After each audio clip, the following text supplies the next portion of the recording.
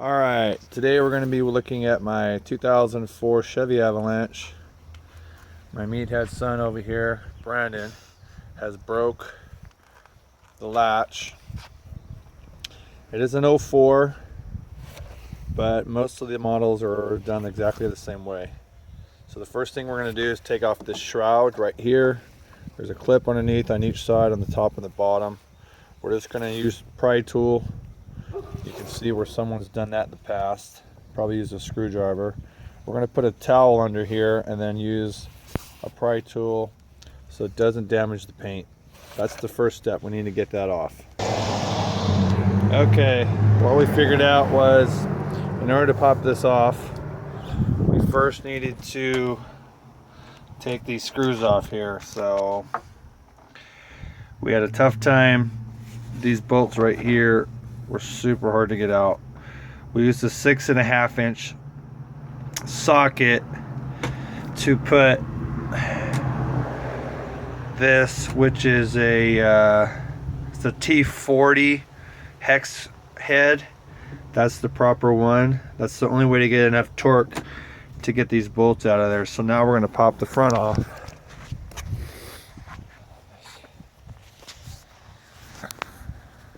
Alright, so you can see that the screws right here, over here, this is what holds on this cover here. You got a screw here, screw here. The bottom ones here are the ones that will just pop off. So if I stick that in there, I should be able to. I need something with a little bit of an edge to it. This has a little bit of an edge. I use this for tires.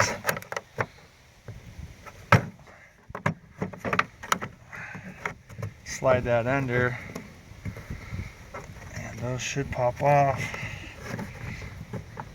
Okay, there's one. And just twist it. Voila! There you go. You can see the locking mechanism. This is where the two screws go in from behind, and these two just pop right into these holes right here. Next step will be, I already have this unloosened. You can see that this plastic piece is making it very difficult for this thing to get access to it. So what I'm probably going to do is take a little chunk out of here. I'm probably going to cut that piece out so I have easy access in and out of this baby. Alright, so I'm going to be using my Dremel. You can see where I've outlined. This is just a plastic piece here. So I'm going to use the Dremel. I'm just going to cut straight across, straight up, and then I'll remove that piece.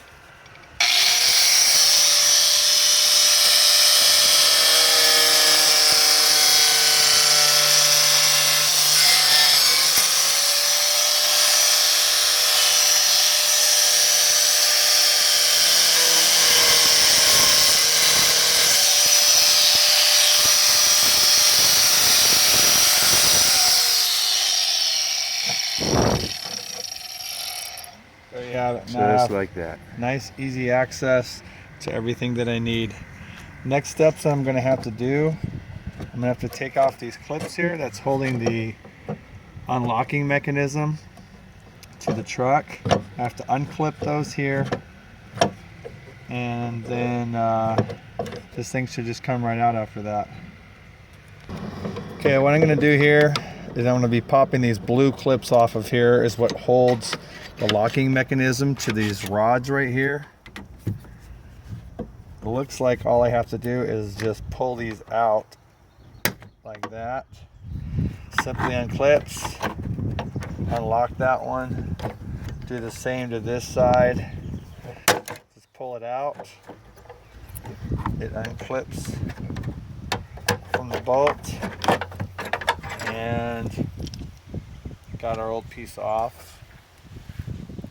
Got our new piece here. I'm just going to reverse everything that I just did. You can see that the blue are now yellow on these. So what I'm going to need to do is make sure these are rotated sideways so the rods line up. I'm just going to reverse everything here. once I have that rod lined up on this side, I'm going to go ahead and clip it in.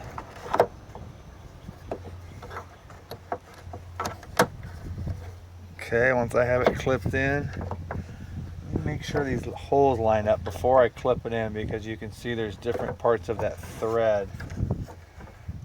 So I'm going to look through and make sure that this thing's lined up properly, because I can see the holes underneath. I'm going to put a screw in just lightly. I'm going to put these are the screws here. I'm going to try to line those up before I start. There we go. I'm just going to get those started. That way everything, all the holes are lined up before I latch. Before I latch it down. Then I'm going to back them off and put Loctite on them. Alright, so everything's lined up properly, so now I know when I'm clipping these in, they're exactly where they need to be. So I'm just pushing in the screws now into the yellow slots. I'm pulling this up, and then I'm just going to use a screwdriver.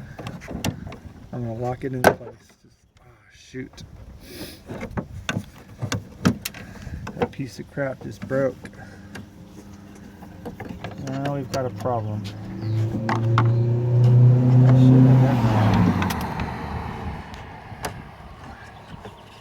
Alright, so actually I should be able to use that still.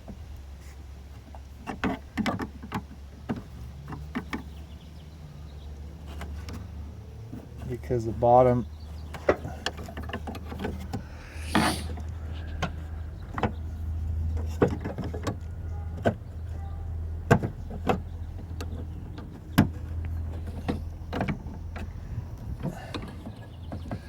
okay, that one's locked. What did I do with that yellow piece that dropped? You can drop down in there. It did? Yeah. Oh man. I see it. You do see it? Yeah. How far down? So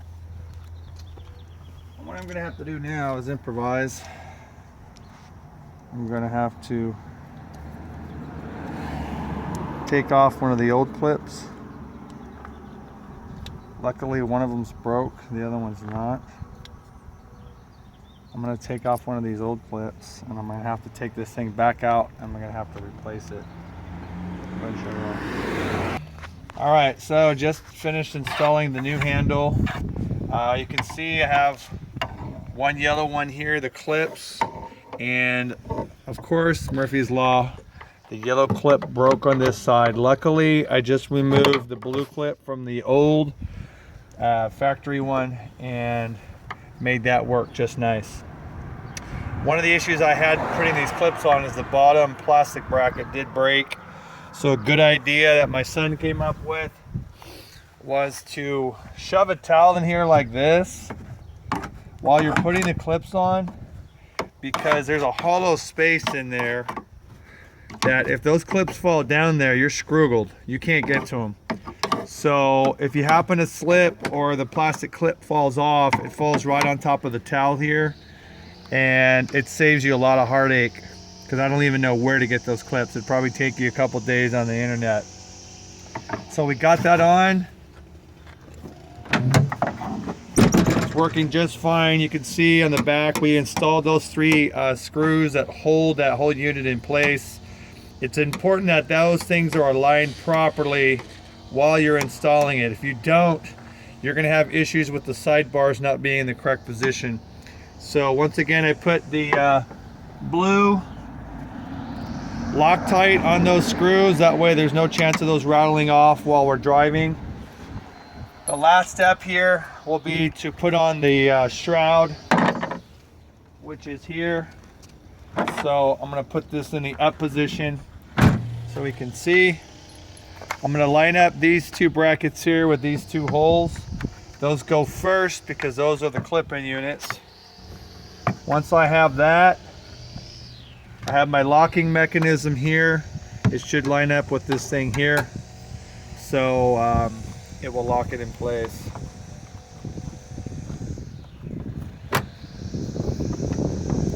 Okay, so it's not seated all the way. Give it a couple of taps. You should be good to go. One thing I'm going to do before I install the screws, I'm going to take the key and lock it to see if it will lock. You can see right now it opens just fine. I'm going to lock it. We have it installed properly. Alright, so the next thing I'm going to do,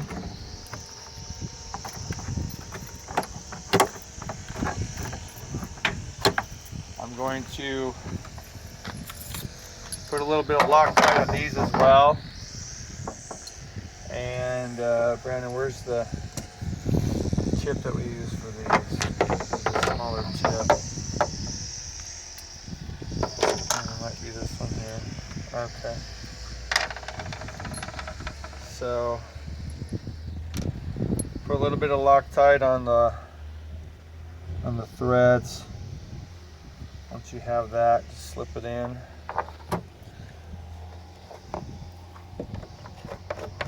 Get it threading a little bit, and then you can come back and tighten it. Got some lock thread here. Okay. Last thing you want to happen is everything come unrattled. Just kind of holding on the back side because it does push up against it a little bit. Once I have that, I'm using the T30 for this, so it's T30 for here, T40 for here. And just hand crank those down.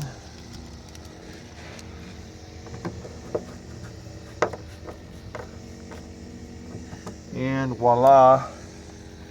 Let's close it, make sure it works properly. Shroud's on. Opens and closes just fine. See if we are locking again. Just make sure everything is working completely the way it should. Nobody can access. Okay. I'm Mike Lee. This is my life hacks. Stay tuned, subscribe to my video. Thanks for watching. Right now I'm going to be replacing or fixing the third brake light on my Avalanche. So if you subscribe, you can watch the next video. Thank you, and God bless America.